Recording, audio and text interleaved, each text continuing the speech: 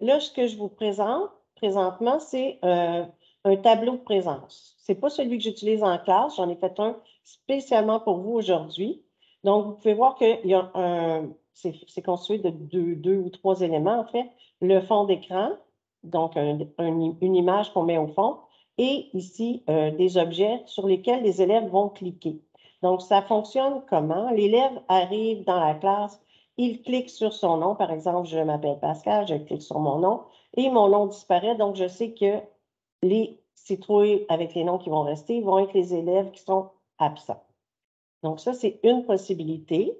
Donc, quand on pèse sur les différentes citrouilles, bien, les élèves, je sais qu'ils sont arrivés.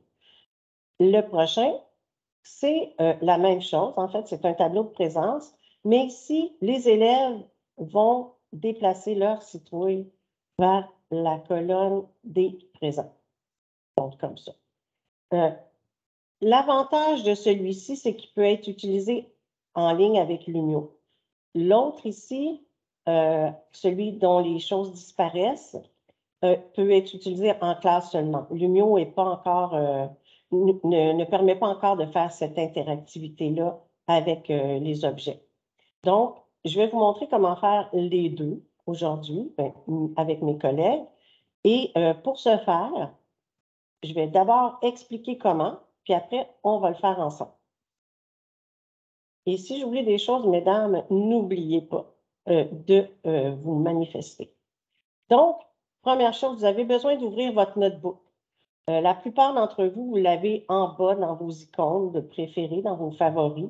Si vous ne l'avez pas, vous allez dans la petite fenêtre qui est en bas de Windows, vous cliquez dessus et vous allez chercher l'icône Smart Technology et ensuite, vous allez trouver l'icône pour le notebook, donc que vous ouvrez. Idéalement, vous avez deux fenêtres ouvertes, une pour le Teams et une pour Notebook, afin d'être capable de l'essayer en même temps. Mais on va donner du temps de toute façon un peu pour le faire aussi. Donc, c'est la première chose à faire. Pascal, veux-tu montrer comment on ouvre deux fenêtres en même temps? Comment on ouvre deux fenêtres. D'abord, je vais me mettre comme ça. Je vais mettre cette fenêtre-là de la grandeur que j'ai besoin. Et si je veux ouvrir, par exemple, Teams en même temps, ben, je vais recliquer sur mon Teams et on peut le positionner de la grandeur qu'on veut, ou il y a aussi des raccourcis, dépendant si vous êtes sur, voyons, Mac ou PC. Donc, je ne vais pas vous montrer les raccourcis parce que si je me trompe, j'en vais de la misère. Donc, je ne prendrai pas de chance. Donc, vous voyez, j'ai deux fenêtres en même temps. Là, c'est sûr que ce que vous voyez ici, là, c'est ce que moi je vois. Donc, ça, je vais la remettre en bas, là, parce qu'on n'en a pas besoin. Là. La remettre en bas. Voilà. Donc, moi, je vais rouvrir au complet, pour que vous voyez mieux. Alors, si vous regardez, je vais mettre en plein... non, je vais pas mettre tout en plein écran. En bas, il y a une ligne bleue.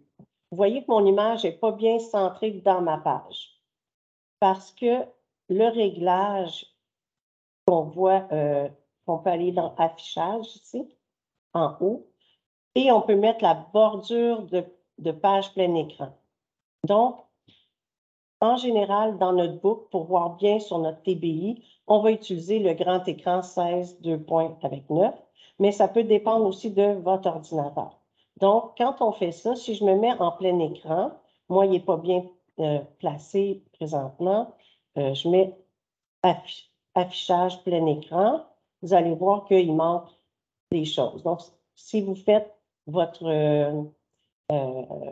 activité de présence et qu'il n'est pas bien positionné dans la page, ben, il va manquer peut-être des noms d'élèves.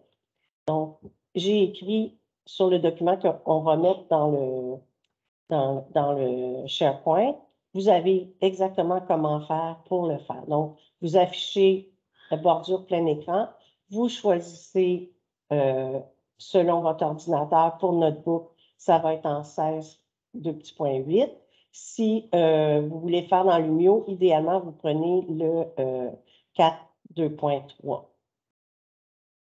Donc, vous faites ça et là, vous pouvez voir que ma ligne, on la voit bien en bas. Si je fais un affichage plein écran, vous ne manquerez même pas la petite ligne d'en bas, là. Donc, ici, c'est bien placé. En plein écran, on voit tout. Donc, je peux mettre des noms jusqu'en bas sans problème.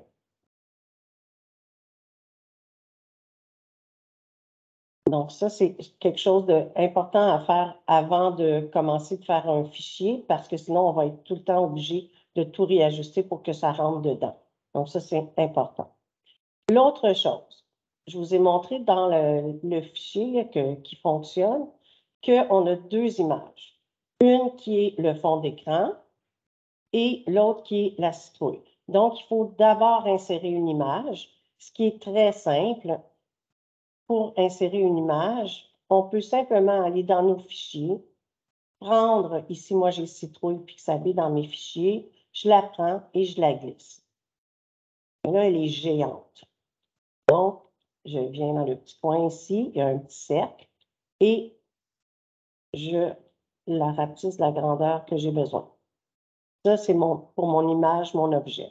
Avant de faire l'objet, j'aurais dû faire l'image de fond, hein. Ça aurait été plus logique.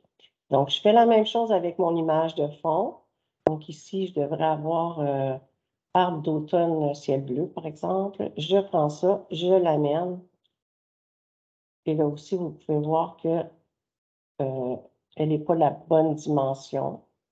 Donc, je m'assure de la rapetisser pour qu'elle rentre à l'intérieur de mon cadre, de mon rectangle. Donc, ça, je l'enlève tout de suite. C'était juste pour vous montrer ici. On va le faire tantôt dans le... Donc là, je la supprime. Et ce qui est important de voir, c'est que le insérer, il est simplement en haut ici. Donc, moi, j'ai fait une capture d'écran pour vous la montrer. Et quand vous cliquez sur le insérer, il y a image. Donc, vous pouvez aussi faire comme ça, aller chercher par vos fichiers en faisant insérer une image. Moi, je trouve que c'est plus simple de simplement la glisser. Donc, ce qui est important, c'est que tout rentre vraiment dans votre page. Donc, ici, c'est là où on va vraiment faire notre... donc, je vais le faire de l'autre façon ici, insérer image. Je vais aller chercher, vous pouvez le faire en même temps. Dans la conversation, il y a deux images qui ont été mises, une pour le fond et une pour l'icône. Donc, si vous voulez les mêmes, parce que ça va être moins long que si vous en cherchez une pour le moment. C'est peut-être pas les mêmes images que moi j'ai, mais c'est pas grave, là. L'important, c'est d'essayer. Donc, vous voyez, je la positionne. Ensuite, je vais tasser cette fenêtre-là pour la mettre, pour qu'elle rentre bien dans mon cadre. Bon, l'image est mise. Et là, vous regardez en haut ici, il y a un petit triangle ou un chevron. Vous cliquez sur ça et vous pouvez faire verrouiller, verrouiller en place. Donc, il y a plein d'options qui apparaissent quand je clique sur ce petit chevron-là. Je peux cloner, couper, copier, coller, supprimer, cloneur à l'infini. Donc, il y a plein de choses qu'on va utiliser aujourd'hui. Et la première, ça va être verrouiller en place pour pas qu'elle se déplace quand je vais faire d'autres choses. Ensuite, je vais insérer mon image de citrouille. Insérer image. Je devrais ouvrir mon fichier. Je vais prendre ma citrouille. Ah non, c'est vrai. J'ai oublié que je t'en insérer. Donc, je vais insérer ma citrouille qui est géante. Je la repositionne. Donc là, je ne vous montre pas les raccourcis, là, je vous montre juste la façon instinctive de faire au départ. Donc, je la mets d'une grandeur qui est parfaite pour rentrer exactement, exactement ou plus, selon le nombre d'élèves que vous avez. Quand vous avez inséré votre image comme ça, vous voyez qu'il y a toujours un chevron dans les images, dans votre boîte de texte aussi. Il y a toujours le petit chevron sur lequel on peut cliquer et qui nous apporte tous les choix. Ici, on va faire un cloneur à l'infini. Je pourrais faire copier et ensuite coller, mais je préfère cloneur à l'infini. Et là, à ce moment-là, je peux prendre ma citrouille et en mettre autant que je veux dans ma page. Donc, si vous avez 30 élèves, vous en mettez 30, 21, vous en mettez 21. Donc, vous, avec ça, vous pouvez vraiment faire la quantité que vous avez besoin. Quand j'ai fini de faire ça, je reclique, et là, c'est le signe infini qui est en haut. Je reclique dessus, je l'enlève parce que je n'ai pas besoin après qu'il soit à l'infini. Donc, est-ce que vous voulez essayer un petit peu et poser des questions si vous en avez à ce moment-ci? Je vais arrêter mon partage, voir s'il y a des questions.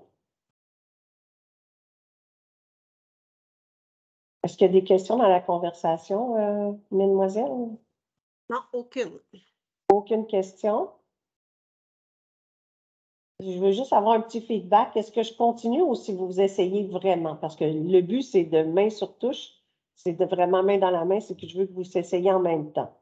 Donc, s'il y en a qui ont des difficultés ou qui ont de la difficulté même juste à ouvrir notre book, vous pouvez poser vos questions. Vous pouvez même ouvrir vos micros pour nous dire.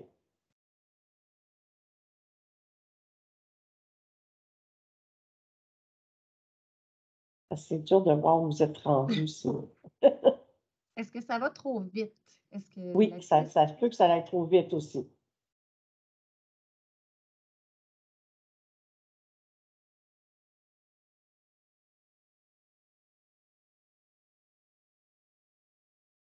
En fait, j'ai une question de Naïma qui demande, est-ce qu'il y a une bibliothèque d'images par défaut? En fait, oui, il y a une bibliothèque d'images par défaut. Alors, je vais te laisser la montrer, Pascal. Donc, dans notre notebook, on a sur la gauche, il peut être sur la droite si vous cliquez ici, là. Donc, dépendant de votre ordinateur, comment il est fait. Vous avez ici une image, un dessin d'image que vous pouvez cliquer dessus. Et dans ça, il y a beaucoup de choses qui sont déjà là. Donc, on peut cliquer sur taper les termes de la recherche. Donc, je vais mettre site web, par exemple. Et s'il y en a une dedans, elle va apparaître dans la recherche. Donc, dossier connexe, image 3. Je vais aller voir dans les images, je vais même pas regarder. Donc, il y en a qui sont ici. Il y a même vous pouvez même écrire image ou thème et peut-être que vous allez trouver une image aussi qui vous convient. Moi, j'aime souvent mieux que ce soit personnalisé. Donc, je vais sur Pixabay, qui est un site d'images libre de droit et gratuit. Je trouve que c'est pas mal le meilleur endroit pour trouver des images intéressantes. Est-ce qu'il y a d'autres questions? Oui. Est-ce que tu peux montrer, Pascal, comment faire pour faire l'affichage plein écran pour voir le produit final? Oui, alors, je pourrais aller dans Affichage et choisir plein écran en haut. Ou il y a une petite touche ici avec un écran et je clique sur le coin en bas et je choisis plein écran comme ça. À ce moment-là, j'ai plein écran. Quand je veux revenir au ordinaire, j'ai un écran, un moniteur ici que je clique dessus. Donc, ça me ramène à ce moment-là. Donc, l'écran qui est ici ou dans Affichage. Les deux fonctionnent.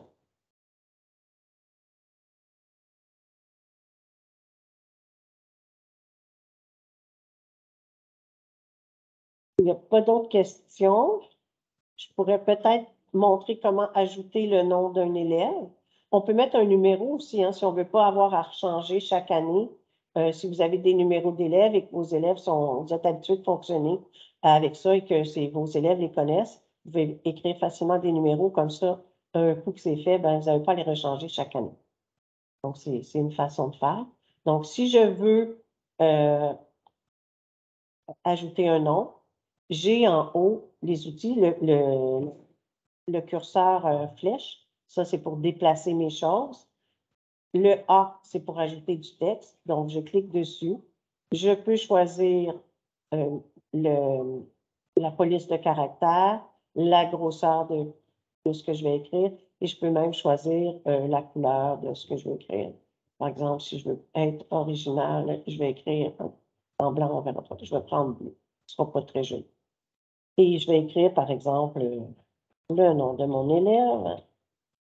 Là, je le trouve un peu gros, je peux le rapetisser juste avec ça. Ou je pourrais le rapetisser aussi avec la police de caractère.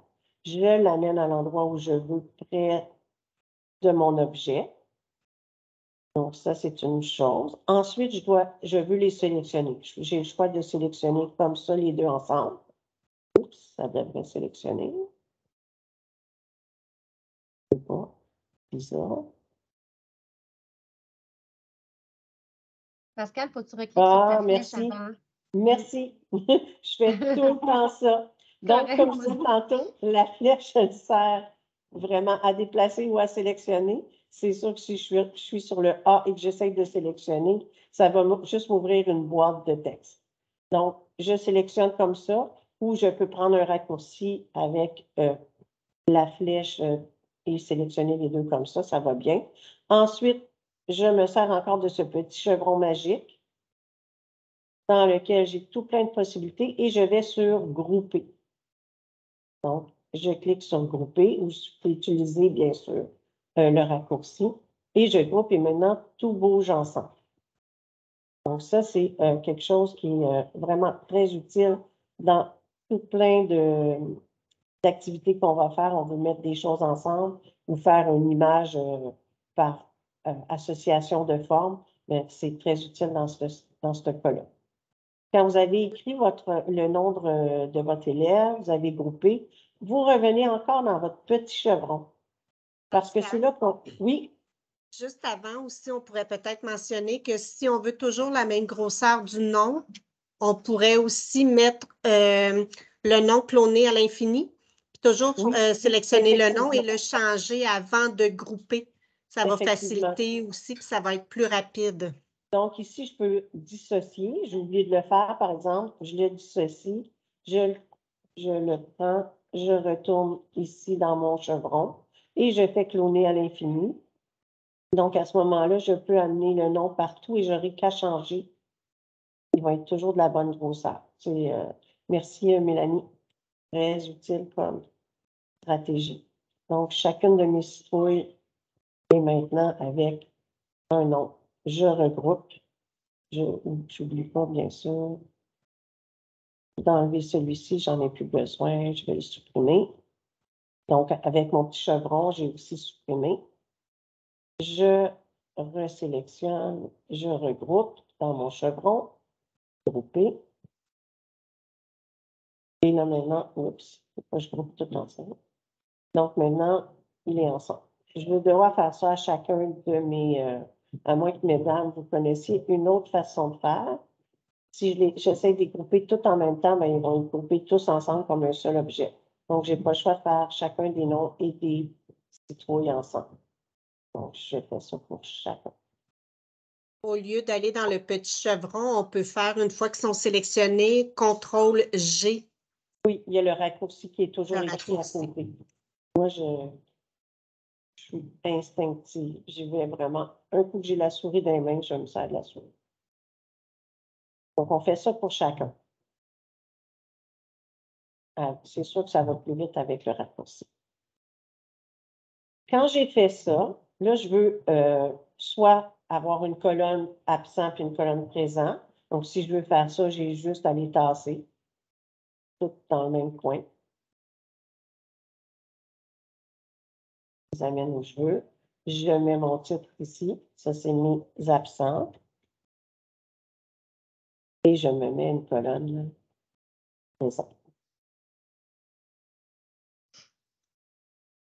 Et bien sûr, si je ne veux pas que ça bouge, la même chose, je verrouille. Et ça aussi, il y a CTRL-K pour verrouiller en place, qu'on peut utiliser. Donc, je verrouille en place. Et là, à ce moment-là, les élèves vont avoir qu'à les déplacer. Mais si vous ne voulez pas qu'ils soient déplacés comme vraiment n'importe comment, vous pouvez toutes les sélectionner et en prenant un des chevrons, vous faites verrouiller et autoriser le déplacement. À ce moment-là, ils vont se déplacer, mais ils vont pas aller n'importe où. Ils ne peuvent pas les enlever puis les effacer. Donc, vous autorisez le déplacement. À ce moment-là, l'élève peut le déplacer, mais il ne pourrait pas, par malheur, oups, ça n'a pas fonctionné.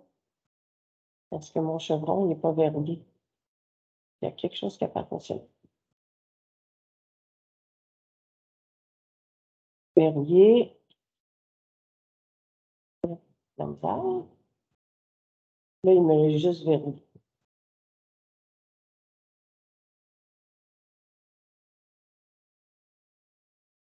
Donc, je vais aller ici parce que j'ai...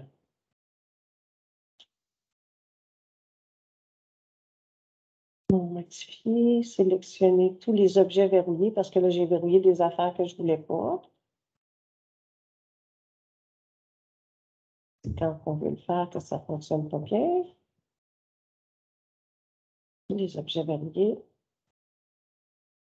Et je veux les déverrouiller. Je ne sais pas c'est quoi mon problème. Hein? Parfois, Pascal, avec la flèche reculée, ah oui, je ça peux peut faire aussi ça revenir. aussi. Ça peut revenir. Mais normalement, ça fonctionne bien. Là. Je ne sais pas pourquoi là, ça ne marchait pas. Ça ne fonctionnait pas. Donc, autoriser déplacement. Donc, là, vous voyez qu'ils sont verrouillés, mais que je peux les déplacer. Donc, les élèves ne vont pas pouvoir les enlever au complet. Ils vont juste pouvoir les déplacer. Et à ce moment-là, si je le déplace, mettons, ceux-là sont présents, et que je rechange de plage, là, je reviens. Ah, c'est vrai que ça ne le fait pas, c'est pas la... Donc, ça, je n'ai pas le choix, je les remets à la main. Mais au lieu de tout remettre, vous pouvez changer juste vos colonnes en haut, c'est moins long. Si je fais autrement, donc si je redéverrouille tout, je déverrouille tout, et là, ce que je veux faire, c'est quand je clique dessus, ils disparaissent. Donc, dans mon chevron encore, là, j'ai propriété tout en bas. Donc, je peux aller dans propriété, je clique dessus, et là, il y a une nouvelle petite fenêtre à gauche qui ouvre, une petite colonne. Et je clique sur animation de l'objet. Et là, faites-vous-en pas parce que dans le document, là, j'ai vraiment fait des captures d'écran pour que vous voyez vraiment où aller cliquer si vous n'en souvenez pas. Donc, animation de l'objet. Et là, vous voyez que c'est écrit aucun. Par défaut, c'est aucun. Je clique sur la petite flèche et moi, je choisis fondu au noir, mais vous pourriez décider d'utiliser d'autres choses que fondu au noir. Rotation, il pourrait sortir par en haut, sortir par le côté. Donc, moi, je prends fondu au noir. Et quand on clique sur l'objet, on pourrait faire quand on entre dans la page, mais ça ne serait pas très pratique dans ce cas-ci. Donc, présentement, tous mes objets devraient avoir la propriété de fondu au noir quand je clique dessus.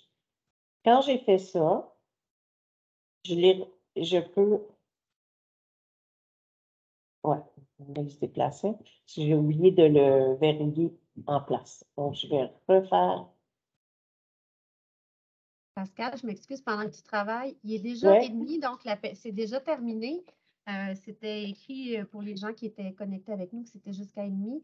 Je ne sais pas si tu veux comme partager le document pour ceux qui devront quitter. Je vais le partager, mais il va être, en fait, il est déjà dans le SharePoint. Je pense que Guillaume l'a mis. Donc, je pense que c'est déjà rendu. Donc, mais je vais juste montrer la dernière petite chose. Donc, quand on a mis l'animation de l'objet, il faut ensuite verrouiller en place pour pas que les élèves les bougent. Et quand on clique dessus, ça va disparaître. Quand je change la page, ça redisparaît. Et là, dans le document, vous avez tout en dessous, toutes les diapositives qui me montrent vraiment comment fonctionner. Alors, c'était vraiment jusqu'à 1h30. Je pensais que c'était jusqu'à 45. Non, c'était écrit jusqu'à 1h30 dans le... Okay. C'est ceux qui doivent quitter parce que... Oui, c'est logique. Mais on peut rester pour répondre aux questions. Moi, je peux rester encore un petit bout pour répondre aux questions, si besoin. Est-ce que c'est possible, Pascal, de mettre le document dans la conversation pour ceux qui ne sont pas dans notre centre de service. Je peux essayer, mais tantôt, je n'ai pas réussi à mettre seulement les images, donc ça m'embête un peu, mais je peux essayer. Quand tu vas dans le fichier, aussi, partager. Il y a une question de Ève-Marie Lavoie. Bonjour, mon nom en fait est Sonia Lévesque. Je viens de me rendre compte que je suis connectée sur le team de ma fille. Donc, c'est ça, puis je n'avais pas accès à le chat et tout. Donc, est-ce que ça va être dans Facebook sur le main à main ou on va trouver le SharePoint? Là, est-ce que vous avez accès est-ce que vous êtes au Centre de services scolaires de Montréal? Oui. OK. Donc, est-ce que vous faites partie de la Numéritech? Oui. OK. Donc, dans la Numéritech, je vais vous montrer, là, on va tout déposer ça au même endroit, là. Ça va être plus simple. Donc, j'ai créé tantôt un dossier là, dans les fichiers du canal général. Donc, là, on se retrouve dans la Numéritech. Puis, dans les fichiers, OK. il y a un nouveau dossier là, qui va s'appeler Activité école en réseau main dans la main. Là. Donc, on va déposer les ressources à cet endroit-ci. Comme ça va être plus simple pour vous de les retrouver. Là. Super. Merci beaucoup. C'est vraiment intéressant. Merci de nous partager ça. Ça fait plaisir. Donc, si vous avez d'autres questions. Oui, il y a une autre main levée. Oui, Valbona. Non, en fait, c'est Leïla sur l'ordinateur de Valbona parce que le mien a planté. Donc, oui, on voulait vous remercier. En fait, on est avec M. Leslie, les trois très contents. Merci Pascal pour ça. C'est sûr qu'on va l'utiliser. Ça va être plus facilitant pour nous le matin quand on arrive de prendre les présences. Puis, j'ai trouvé vraiment ça très facile, d'après ce que j'ai compris. Après, si on a des questions, c'est sûr qu'on va venir te voir, mais c'est vraiment, tu l'as bien expliqué, puis on a vraiment aimé. Et puis, merci donc de faire partie de cette équipe de la Numéritech, à vous tous. Donc, on vous remercie. L'École Saint-Paul vous remercie tous parce que ça nous donne beaucoup d'outils, puis il y a beaucoup de messages, il y a beaucoup de partages et c'est extraordinaire. Merci beaucoup. Ça me fait plaisir. Là, je vous ai montré comment faire des présences, mais en fait, ça peut servir à plein d'autres choses. Hein? Le cloneur à l'infini, les propriétés, ça peut servir à d'autres choses. Sur le document, j'ai rajouté, d'ailleurs, je pense qu'il va falloir que Guillaume le change, parce que j'ai rajouté 2 exemples dans lesquels on peut l'utiliser. Je vais vous montrer en partage d'écran ces 2 petits exemples que j'ai ajoutés au document, qui est un qui peut servir au préscolaire, entre autres. Par exemple, si je veux mettre le comptage des petits objets, donc avec cloneur à l'infini, on peut amener les objets dans les paniers qu'on a mis, mais vous voyez que je l'ai fait sur mon Mac, celui-là, hein, il n'est pas bien, mon image n'est pas bien mise. Et en grammaire, on peut l'utiliser aussi. Là. Ici, j'ai mis cloné à l'infini, le ne, le n apostrophe et le pas. Donc, les élèves peuvent le déplacer et venir le mettre à la bonne place. Donc, ça peut servir vraiment dans beaucoup d'occasions. Apprendre à utiliser le cloneur à l'infini, c'est vraiment, je dirais, pour être bien français, un must avec notre boucle. Voilà.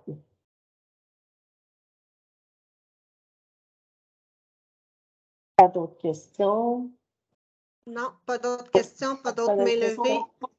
Parce que ça peut être même des choses que vous avez essayé de faire là, puis que vous n'arrivez pas à le faire vous-même, ou que vous avez un questionnement sur la façon de grouper, quelque chose qu'on a montré qui peut sembler problématique pour vous.